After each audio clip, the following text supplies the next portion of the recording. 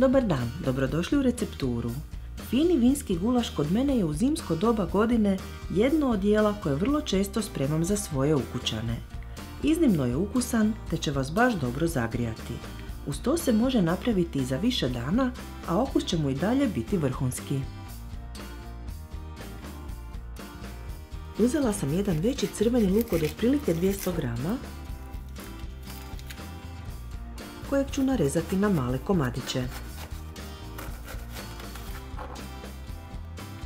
Za gulaš je potrebno 600 grama juneće lopatice ili vrata, a meso režemo na malene kockice. Svakako odaberite kvalitetno meso kako bi gulaš bio što ukusniji. U veću posudu ćemo uliti ulje, otprilike 50 ml, pa kad se zagrije ubacujemo luk. Treba ga dinstati uz miješanje otprilike 5 minuta da postane staklast. Zatim ćemo ubaciti narezano meso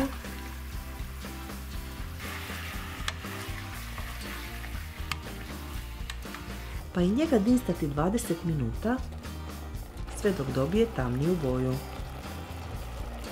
Potom ću ubaciti 15 grama slatke mljevene crvene paprike, promiješati i kratko prodinstati.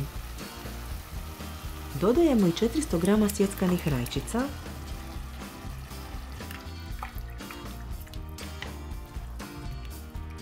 i opet ostavljamo koju minutu da se dinsta. Nakon toga treba uliti 1,5 litru vode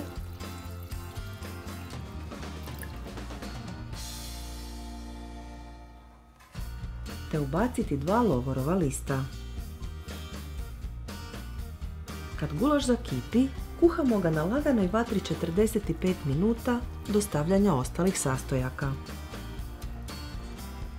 10 minuta prije isteka vremena ogulit ću 4 veća krumpira, staviti ih u posudu s vodom, pa narezati na kockice otprilike iste veličine kao i meso.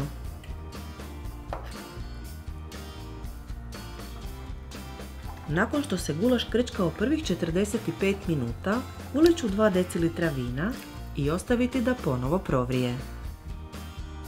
Zatim ću dodati i krumpir,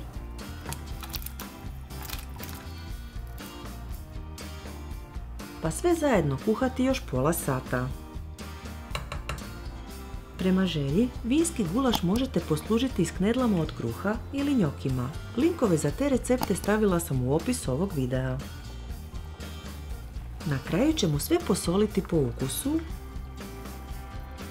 kao i popapriti, te dobro promiješati.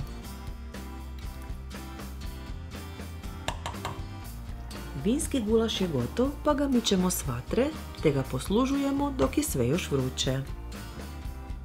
Ako vam se dopao ovaj video, dajte nam like i ostavite komentar, te ne zaboravite zapratiti naš kanal i stisnuti zvonce kako bi dobili obavijesti o novim receptima.